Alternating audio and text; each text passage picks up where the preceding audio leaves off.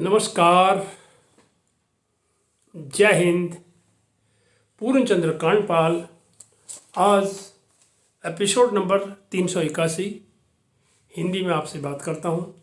जन जागृति का एपिसोड नंबर 381। आज मैं उस विषय की बात करता हूँ जो अक्सर हमारे घरों में चर्चित होती है। उसकी चर्चा होती रहती है, लोग उस पर बहस भी करते हैं, लेकिन उसको समझ नहीं पाते हैं ढंग से कि ये वास्तविकता उसमें क्या होती। तो इस दुनिया में सबसे सरल काम क्या है? अगर आप ईमानदारी से देखें तो सबसे सरल काम इस दुनिया में सबसे सरल काम क्या है?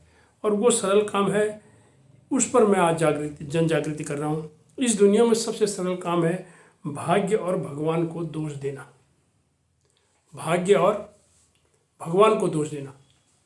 बस भाई, भगवान ने यही लिखा था, भगवान को यही मंजूर था, भाग्य में भी यही लिखा था, भाग्य को यही, किस्मत को यही मंजूर था। इन दोनों कुछ भी हम अपनी अकर्मण्यता को छुपाने के लिए, अपने काम जो हम नहीं करते हैं उसको छुपाने के लिए भी ये होता है। विद्वान लोग कह गए हैं कि भाग्य बनाया जाता है। भाग्य अगर आदमी मेहनत करता है, हमारा एक गीता को हम अक्सर उसका संदर्भ देते हैं कि कर्म किए जा। अब हमें कर्म प्रधान विश्व कर रखा, आप कर्म करिए, भाग्य की बात अपने आप बाद में होगी। भाग्य में क्या लिखा है, नहीं क्या नहीं लिखा है, वो बात की बात है, उस पर लेकर के हम बैठ नहीं सकते। एक बच्चे से को उसकी माँ ले गई, वो मैट्रिक में फेल हो गया और उसने किसी जानकार व्यक्ति ने जिसके पास वो विश्वास था तो उसने कहा ये फेल क्यों हुआ? बोले जी इसके भाग्य में 10 पास होना लिखा ही नहीं है, वो बोला।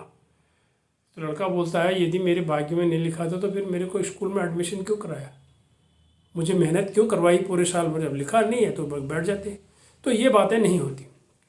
तो इसमें सबसे बड़ी चीज़ होती है जीवन में सफल होने के लिए मुख्य 2 कारण हैं, अनुशासन और समय प्रबंधन। अनुशासन की कमी जहाँ होगी, समय प्रबंधन की जहाँ कमी होगी, वहाँ पर ये चीज़ें हो जाती हैं। और अनुशासन घर से आरंभ होता है। प्रातः उठने से लेकर रात्रि सोने तक चलता है अनुशासन। आप अपने 24 घंटे का हिसाब पूछिए किसी से। एक व्यक्ति बोला इस व्यक्ति ने पिछले 24 घंटे में क्या काम किया, मैं इसका भविष्य आज बता देता हूँ। कैसे बिताए इसने पिछले 24 घंटे, कैसे बिताए, मैं इसका भविष्य आपको बता देता हूँ। बताओ तो मुझे इसने क्या क्या करा, 24 घंटे का हिसाब दे दो, मैं इसका भविष्य बता देता हूँ। तो ये जो है बाल्यकाल में ही ये बुनियाद पड़ जाती है। और हमारे जो प्रथम अध्यापक होते हैं घर में, वो हमारे माता पिता होती है। और माता पिता का काम क्या होता है उसमें, जिनके लालन पालन में तो एक तो पहले एक रूपता आनी चाहिए, दूसरे बच्चों को आगे बढ़ाने करने के लिए, पर समझाने के लिए, बताने के लिए, उसमें कभी एक दूसरे की विरोध नहीं होना चाहिए, उनमें एक रूपता होनी चाहिए। यानी बच्चे के बचाव में वकालत नहीं होनी चाहिए, उसके बारे में अलग से विचार विमर्श घर में होना चाहिए, अलग अलग बातें नहीं होनी चाहिए, विरोध नहीं होना चाहिए।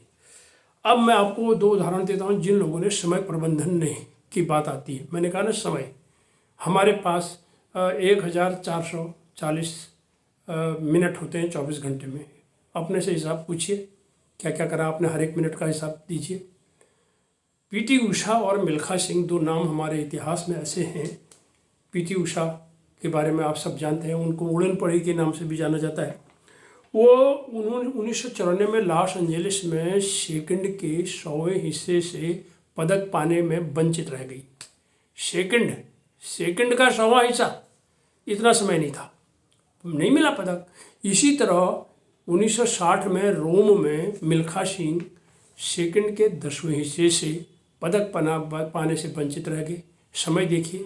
और समय के बारे में उस आदमी से भी पूछिए ना जो स्टेशन में देर में पहुंचता है, और जब पहुंचता है तो दिखाई देता है कि दूर से वो गाड़ी निकल गई। वो डब्बे के अंत में जो एक्स जैसा छपा होता है वो दिखाई दे रहा है उसको दूर से, और गाड़ी निकल गई है। और उससे पूछो कि समय की क्या मीनिंग।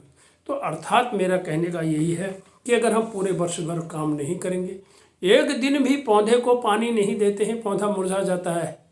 ये हमें प्रकृति सिखाती है। छोटे पौधे हम लगाते हैं तो बच्चे पर ये लगातार हमें ये काम करना होता है। और हम देखते हैं आईएएस हमारे देश में सबसे बड़ी टॉप की एक सेवा सर्विस मानी जाती है, सर्वोच्च।